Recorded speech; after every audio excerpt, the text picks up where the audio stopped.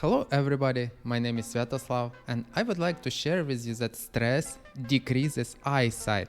Stress can very easily affect the deterioration of vision. Our eyes and eye muscles are very sensitive to the slightest tension and stress. In any inconvenient situation, eye muscles can get tensed. In the second place, facial muscle get tense. Forehead muscles, procerus muscle that is between eyebrows. For example, if parents constantly argue, the child is in tension and the eye muscle, which are very small and sensitive, are overstrained and they can enter a spasm.